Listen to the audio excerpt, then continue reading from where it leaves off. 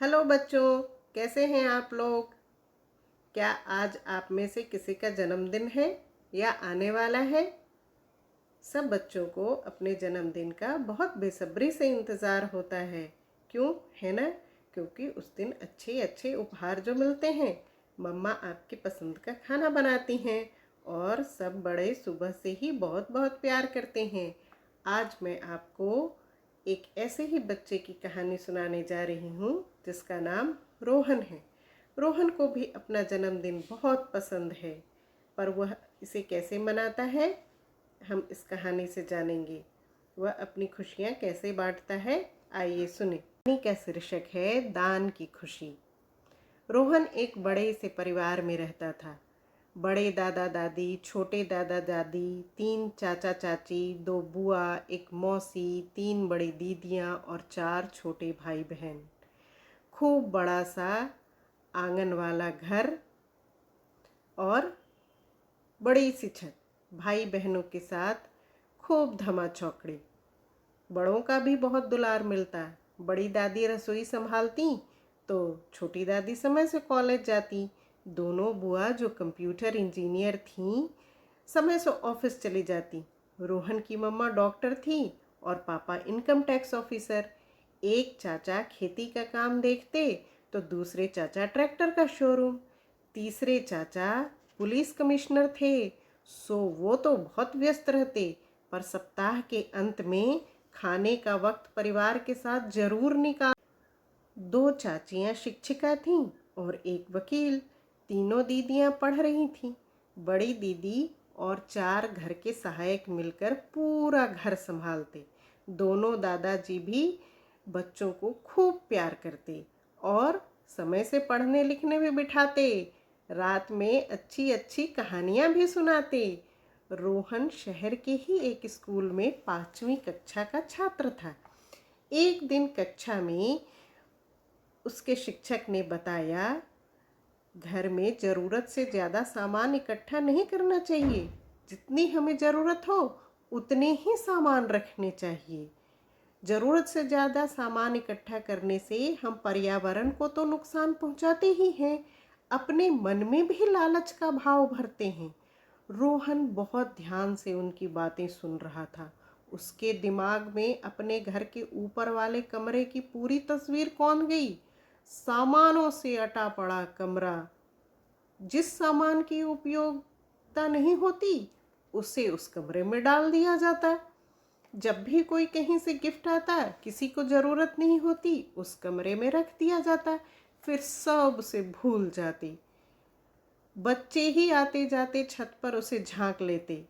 बड़ों को तो इससे कोई भी मतलब। घर आते समय रोहन सोच रहा था, पिछले साल जन्मदिन में उसके कितने सारे उपहार आए थे। 300, 400, कई सारी चीज़ें थी। School bag, colour pencil, thermos, water bottle, खिलौने, कपड़े, जूते, जैकेट, स्वेटर, बहुत सारे। सारे तो रोहन उपयोग नहीं किया कर सकता था ना, तो सबको रख दिया गया। वैसे ही भाई बहनों के जन्मदिन पर भी बहुत सारे उपहार आते थे। माँ भी जब नानी के घर जाती तो मामा मामी बहुत सारे उपहार देकर ही उन्हें विदा करते। घर आकर रोहन ने अपने भाई बहनों के साथ एक योजना बनाई। फिर सारे मिलकर बड़ी दादी के पास। रोहन ने अपनी बड़ी दादी को पूरी बात बताई। उसने कहा, हम ऊपर वाले कमरे के सामानों की एक सूची बनाएंगे। बड़ी दादी ने कहा, उससे क्या होगा। तो रोहन ने कहा कि हम उसे जिनको ज़रूरत होगी उसको दे पाएंगे, है ना। उसकी तीनों दीदियों ने भी उसकी मदद का फैसला किया। फिर क्या था, लग गई बच्चों की टोली एक शानदार से काम में। दीदी ने सब सामानों की अलग अलग ढेर बनाए, है ना।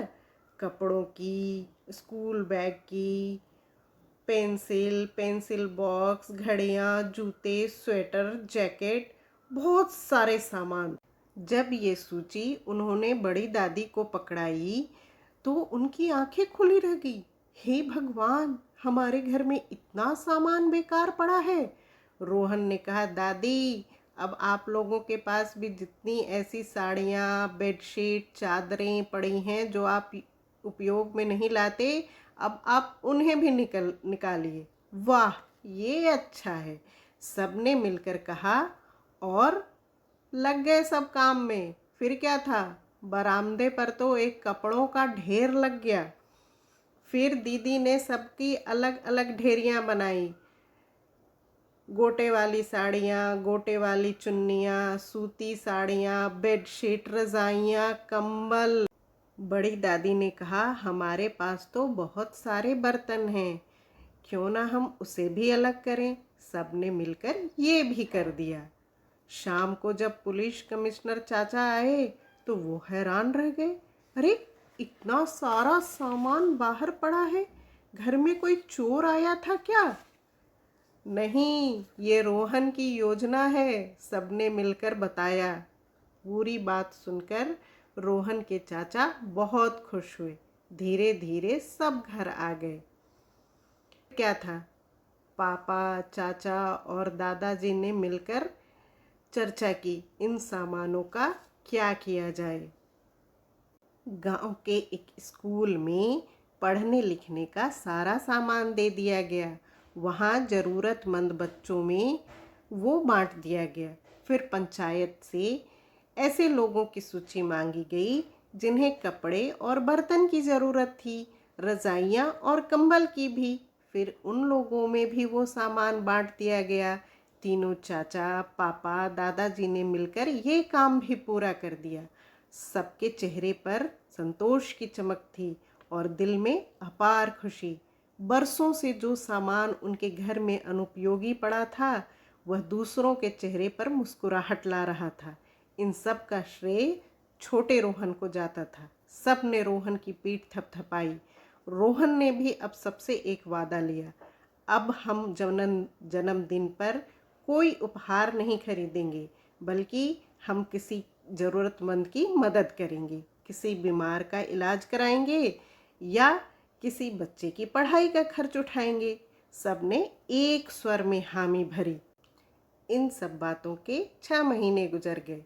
रोहन घर से स्कूल जाने के लिए जैसे ही निकला, एक बच्चा उसके घर के सामने खड़ा था अपने पापा के साथ। वह दौड़ कर आया। उसने कहा, रोहन भैया, रोहन भैया, आप मेरे स्कूल आए थे ना पुस्तक और पेंसिल देने के लिए? देखिए, मैंने एक आवासीय विद्यालय की परीक्षा पास कर ली है, अब मैं वहाँ पढ़ने जा रहा हूँ। उसकी आंखों में भविष्य की चमक थी। रोहन के दादाजी जो पीछे खड़े थे, उनकी आंखों में रोहन के लिए गर्व था। तो बच्चों, इस कहानी से हमें क्या शिक्षा मिलती है? ज़रूरत से ज़्यादा सामान संग्रह न करें और सही पात्र को दान दें। थैंक यू दोस्तों।